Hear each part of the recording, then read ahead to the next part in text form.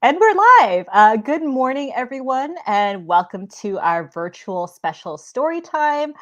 Today, we have author Josh Crute, who will be presenting his new picture book, Hornswoggled, A Wacky Words Whodunit. Wow, that's a tongue twister. If you would like to ask Josh any questions, we'll be taking questions towards the end of the event. So please use the Ask a Question button at the very bottom of the screen. You can also vote for any questions you'd like, and they'll make their way to the top of the list. And if you would like to purchase a copy of today's featured book, just click on the green Purchase Book button directly below the viewer screen. It will take you to our website where you can complete your purchase. All right, so let me introduce Josh, and then he can get started. So Josh Crute loves silly words like flabbergast and bumbershoot, as you can tell from the title of his book. He is the author of multiple picture books, including Oliver, the second largest living thing on Earth, which you can see right behind him, and Jonas Handway's Scurrilous, Scandalous, Shockingly Sensational Umbrella. And he's actually an old Vroman's employee, so we're really glad to have him back. And yeah, so enjoy the talk, everyone. I'm going to turn my camera off and hand things to Josh. So here we go. Hey everybody, I'm Josh. I have had a cold all week, so if I cough, that's why. So I'll bear with me, but that's why it's probably pretty good that we're doing this online. But yeah, it's really exciting to be here. Like Rira said, I used to work at Vroman's, actually in the children's department. So if you know Ashley or Mr. Steve, I know all of them too. It's really exciting. So, and actually more than that, my first story time I've ever done in my life was at Vroman's. I had to fill in for Mr. Steve for one of his story times on Wednesday or some Saturday. And my first book event, which was Oliver, was also done there, which was really, really cool to get to do that in front of, be a part of with all my friends and coworkers. And honestly, if I had not worked at the Vroman's Kids Department, I probably would have never started writing books for kids. I had moved out to LA to try to do movies, and then was working in the kids department and remembered my first love, which is books, and started writing books. And so I owe a lot to Vroman's, and I'm really excited. This is actually my first event for Hornswoggled, so I'm really excited that I get to share this with you guys. Okay, so like Rira was saying, so this is Hornswoggled, and it is a wacky words whodunit, which is a fancy way of saying it's a mystery about silly, funny words. So I have always loved words since I was very young, and I love particularly silly words and words that are fun to say. So, for instance, these are just a few words that I really like, but you probably all know this one, but wiggle is a really fun word to say, and it's a silly word to act out. So I can't see you all, but if you're watching, then do a little wiggle for me. Another word that I really like is toot, which of course can be, you can use this to, you're tooting a horn like toot, or of course it can also mean. So if you're watching and listening, everyone do a for me. But I also like bigger words. There are lots of really fun, long, silly words that are just really fun to say. So like, for instance, skedaddle, which is another way of saying running away. So it's another way of saying running away. So instead of saying I ran out of the room, you can say I skedaddled, which is just a really fun way of saying it. Or cattywampus, which is a really funny way of simply saying something is askew or like off. So like my hat is cattywampus right now. The other cool thing about words is that if you notice a lot of words, I don't think this one actually has anything to do with cats, but it does have the word cat in it as part of the longer word. But there's a lot of words out there that have animals inside them, or like as part of their buildup has something to do with an animal. So this is probably a word you've heard before, but outfox, which is a word that will pop up in the book today. This means to outsmart somebody, but it's using, we've often thought of foxes as being these very like wise, crafty creatures. So to outfox is one word. Or another word that will pop up in the book today is hogwash, which is a funny, silly way of saying nonsense. Like, that's ridiculous. Hogwash. I don't know what that has to do with pigs, but it clearly has something to do with pigs. And of course, this leads us to the title of the book, which is Hornswoggled, which is just a really funny old American word, which means to be tricked or to be cheated. I've been hornswoggled. So I heard someone say this word in conversation one day and thought that'd be a great title for a book. So what would be a way to get hornswoggled? Well, I looked at this part of the word, which is horn. Well, what kind of animals have horns? How about a deer? So without further ado, I'll read the book Hornswoggled. I hope you guys enjoy it. It is a mystery, so see if you can kind of figure out who done it. Because as you'll see, some animals going around the swamp stealing people's stuff and swapping them out with junk. But see if you can notice some of the funny words and how they connect to the animals as well. And then afterwards, I'll answer any questions you guys have. All right. So this is Hornswoggle, which is a wacky words whodunit. Once again, Hornswoggle, a wacky words whodunit. And we got our little armadillo here who's going to help us out with all the definitions.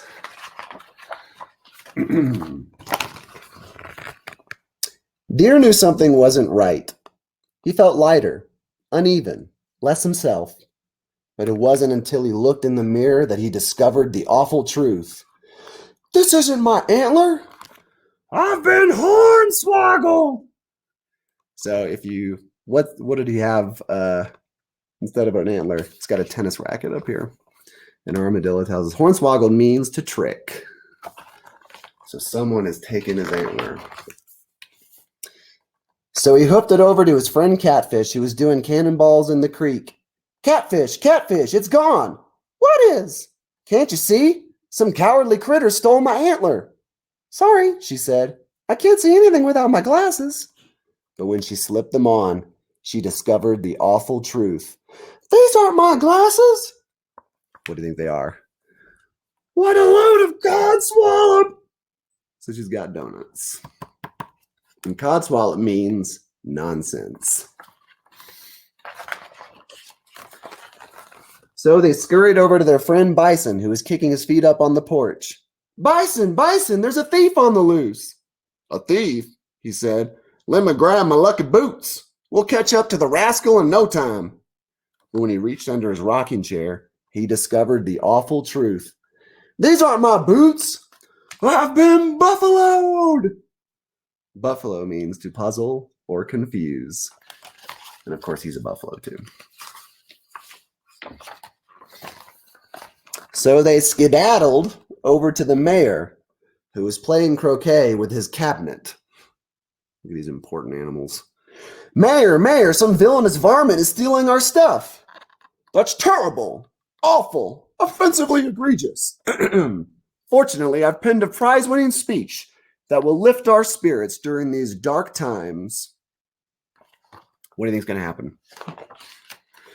But when he reached into his vest pocket, he discovered the awful truth. This isn't my speech. This is poppycock. Not just poppycock. It's humbug, snake oil, horse feathers, hogwash. So we got poppycock means nonsense. Humbug means more nonsense. Snake oil, way more nonsense. Horse feathers, is this even a word? And hogwash, so much nonsense.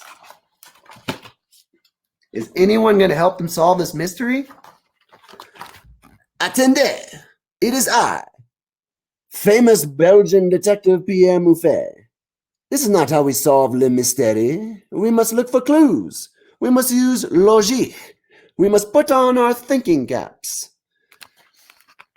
Also, do you notice somebody in the background who seems to be sneaking around back there behind everyone who's all angry? This isn't my thinking cap. I've been skunked. Skunk means to cheat. And they're all like, ah, it's a crime spree. No one is safe. Where do we run now? Crash. Who they run into? But then they discovered the awful truth. Hey, that's my antler. And my glasses. And my boots. And my speech. And my thinking cap. Dun, dun, dun. Fox bowed with a flourish. It's true, she said. It was I who took your things, for I am the greatest trickster in the world.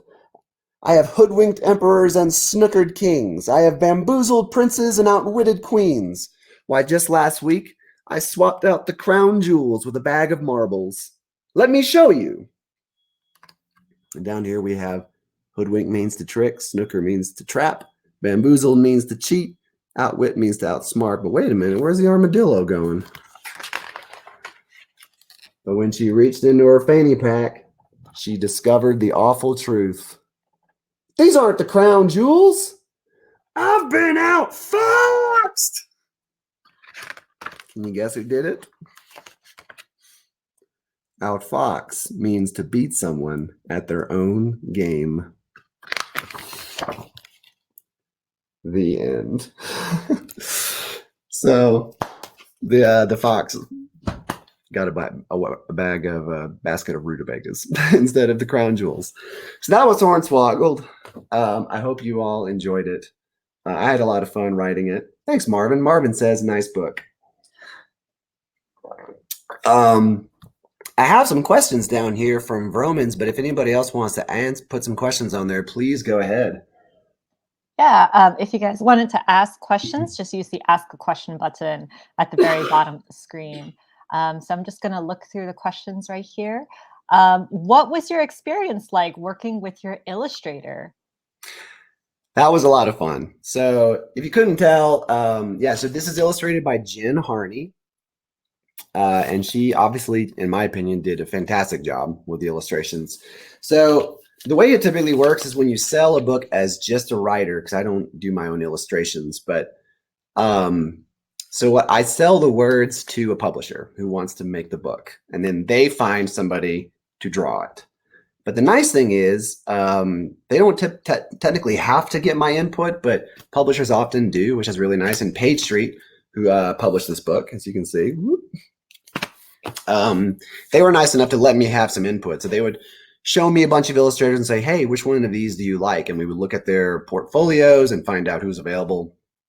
And Jen just has these she's done a lot of animal stuff before, so I knew I wanted somebody who could draw animals really well. But more importantly, she does a lot of like bright colors and like really like dynamic, like people are like moving and there's a lot of energy. And I've always thought of this as a very like just high energy, silly book. And it was her decision actually to go really yellow with it, which I really like the yellowness of it. She said, when I first wrote the book, I wrote it in I live in Birmingham, Alabama. So I wrote it with much more Southern slang to it. So they would say things like, I done been hornswoggled, which we ended up taking out, but she still caught on because she was thinking like, it reminds me of Oh Brother, Where Art Thou? If you've seen that movie. Or this is an older reference. So maybe if Mr. Steve is watching this, but there's an old comic strip called Pogo, which I love a lot. And so this was a huge inspiration from this. But so they sent like sketches and I was like, oh man, this is great. And typically I stay as much out of the illustration process as I can. I only give comments if there's like something that affects the story or needs to be explained. But yeah, so it was really great working with her and I love how it turns out. Like, it's kind of hard to draw funny. Like you can draw funny situations, but to actually draw funny characters is an unusual skill. So I think she did a great job. I think this is a good follow-up question. What is one animal you did not expect to be in the book, but ended up making into the final story? And are there any animals that you wanted to be in the book, but didn't make the final cut? Oh yeah, definitely. Well, initially, it was going to be all southern animals. So that's why there's like an armadillo in there and a deer and a catfish and another like a sort of a southern word for skunk is polecat. So the skunk is even sort of a southern animal. Um, so the bison is one of the characters that was not initially in there. There was actually going to be a. I'm from Florida, and so we have a Florida Bigfoot called the skunk ape, which I'm just fascinated by. There's like, is it real? Is it not real? So there was going to be a skunk ape character who yelled, "This is monkey business," but that was like a little too obscure because it's not obvious what a skunk ape is. I mean, he would look like the way you see Bigfoots or Sasquatches drawn. So that was the guy who got replaced with the buffalo, which was actually really cool because I actually had another book that was going to come out about buffalo or bison because they're my favorite animals, and it ended up not happening. So it's cool that even though that book didn't happen, we got a bison into this book, and it works out well because like having the word be buffaloed, which is which it just very clear. And maybe some of you already know this, but if you like look up Wikipedia, there's like a whole Wikipedia on like how you can make a whole sentence with just the word buffalo, because like Buffalo is a city in New York and other places. They're also bison, and it can mean to like to cheat or to bully, and so you could say buffalo, buffalo, buffalo, buffalo, buffalo, buffalo, buffalo, buffalo, which is like saying bison from New York who like bully or cheat bison from New York, bully or cheat bison from New York. So I don't know, it's just a fun word. That's a good question though. Speaking of fun words, do you have a favorite silly word? That's a good question. Also, I see Emily said illustrations really remind me of Van Sickles. If I had a Griffin, I love If I Had a Griffin. That's a really good book, and that's awesome that you think that I love the illustrations in that book too. Very colorful. Um, Favorite silly word. I have a bunch. This one's not silly, but one of my favorite. I took some German classes in college, and the word Wortschatz. It's the word for vocabulary, but it literally means word treasures, which is just such a cool way of saying vocabulary. It's like this, your vocabulary are like these treasures that you possess. But some of the books, my favorite words are like in the book. But I'm really sad that I didn't get the word rutabaga in there initially. Like there are illustrate like at the end, the fox pulls a rutabaga out of her fanny pack. And rutabaga is just such a funny word. But at least I got to put fanny pack in, which was not initially in there. And I think fanny pack is a really hilarious word too. Do you have any tips on how to remember the definitions of difficult words? Because I'm Oh, that's sure good. these are new words for a lot of kids out there. Yeah, and honestly, that's man. If nothing else, if I could just get some kids out there like you guys to just start saying words like hornswoggle, that'd just be the best. I actually came up with the book idea because I heard somebody use the word in a sentence. It was actually, if you've seen this little movie called Star Wars, the character Luke Skywalker. Well, I heard the guy who plays Luke Skywalker say hornswoggled in an interview, and I was like, man, I know that word, but I've never heard someone use it in just speech. Like, what if there was a book called that? But some tricks it's kind of like what I did with the story. Like, now it's probably really easy for you to remember what hornswoggled means because the deer got cheated out of his horn. So maybe you could think like, oh, his horn got swoggled. Sometimes you can break the word down into different parts of it, which is often how the word is constructed sometimes with like roots or prefixes. But sometimes you can find words within words that kind of give you an idea, or you can come up with ways to associate it with a thing. Like I remember I had a teacher once who sometimes you can remember something by remembering something random or the complete opposite, like just come up with the silliest possible connections, like I don't know exactly what an example would be, but like let's say, well, all right, let's say like bamboozled, which is actually a word that didn't get in the book. I really wanted to have a panda bear that said bamboozled because there's bamboo in the word. But you just, like bamboo is, and then come up with a story in your head about a character who steals a bunch of bamboo and that guy bamboozled them. So that if sometimes like the sillier it is, the more memorable it'll be. That might help. I think that's some great advice.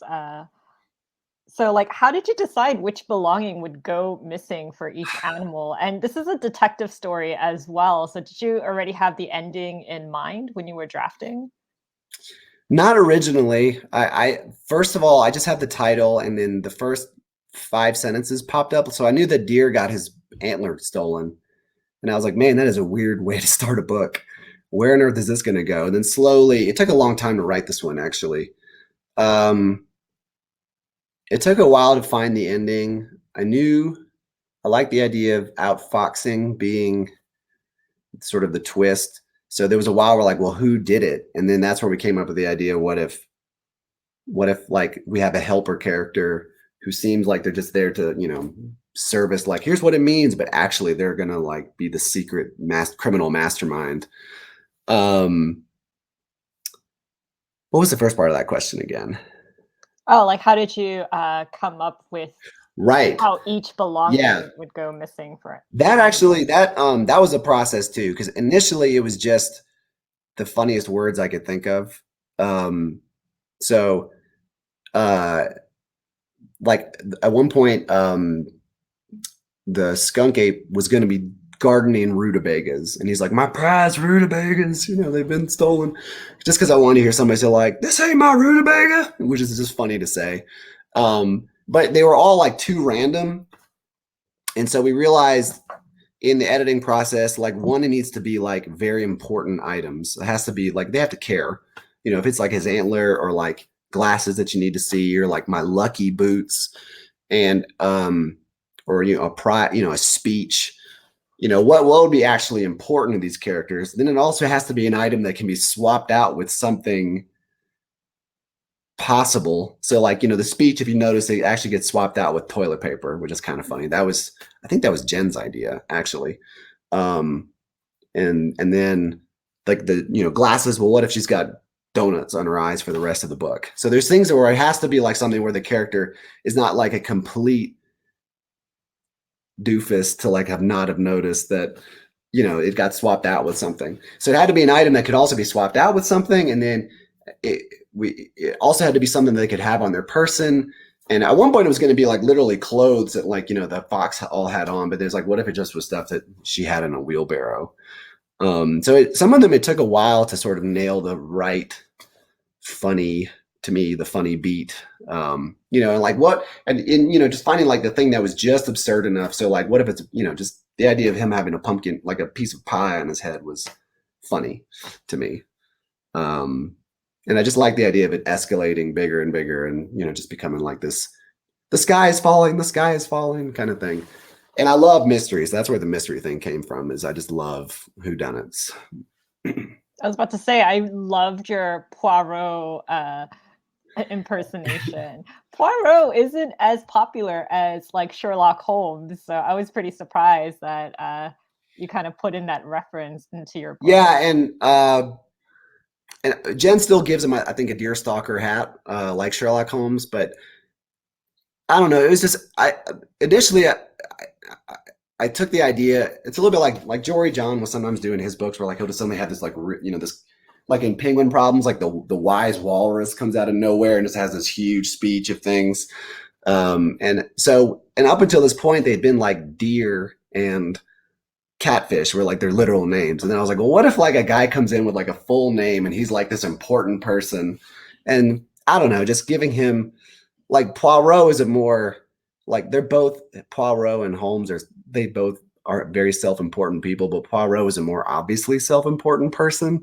And just, I don't know, adding the accent just made it fun, because then I could sneak in words. But yeah, I love Poirot, and I just thought it'd be funny to have like, escalating characters. Like, what if there's just this one guy that comes in who just seems like he's going to solve it all, and then he's just as lost as the next ones. So if this book happens to work and be successful enough to that they ever want to do a sequel, I would love to bring him back I and think do it like also another makes for a pretty fun reading experience for a lot of parents and teachers out there. yeah, and move Yeah. his last name is just, as far as I know, is just French for skunk. So Well, not I that think this great. is a good question to end on. What is the biggest trick someone has played on you? Has anybody Oh, swapped out items that you've owned? oh man, that is a good question. The biggest trick someone has played on me. Or you've played on other people? I'm going to add that. Man, that is good. Um, the biggest trick.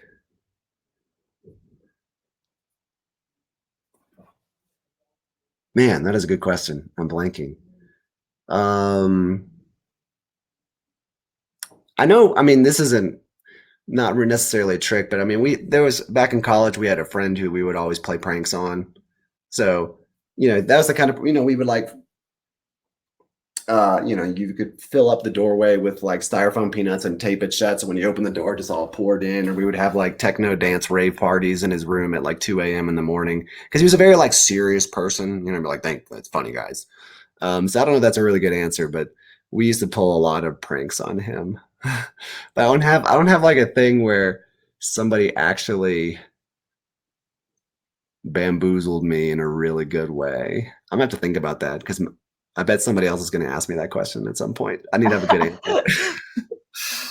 um, okay, so if there are no more questions, I'm going to give people like an extra minute. But while we wait, do you like what else are you working on right now? Yeah, okay. So I'm really excited. I don't think it comes out until 2023, but I've done picture books so far. I want to write for older ages, so I have a early reader graphic novel series coming out from Harper. In 2023 is the first one. It's called Super Serious Mysteries. Once again, the mysteries. And if you can guess, they're not serious at all. So they're a lot of them are like body humor related farts and boogers and that kind of thing. But like mixed with highbrow whodunit mystery stuff. But that's like for ages 6 to 9, and it's a graphic novel series. And then I'm currently working on some more picture book ideas, and I would love to write for middle schoolers. So I have a couple of novels that I'm writing for myself right now. That if you're a publisher out there and you're looking for for middle school novels from me, I'm just here and here you go. I'm working on it. So that's what I'm working on right now.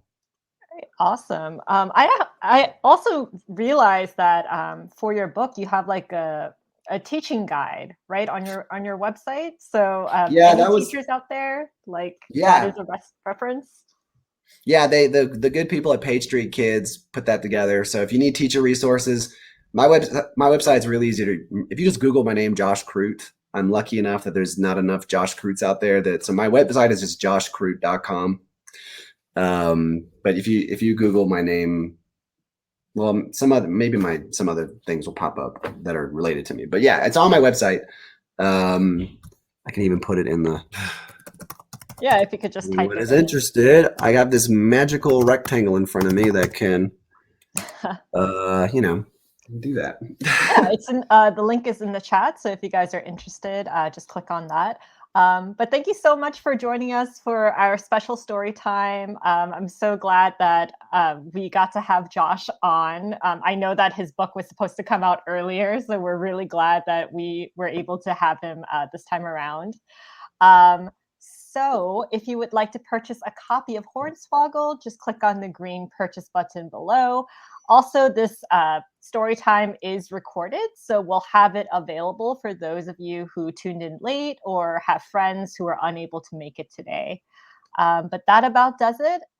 Thank you, Josh, for Thanks taking the for time. And also, happy holidays, everyone. yeah. Yeah, Yeah.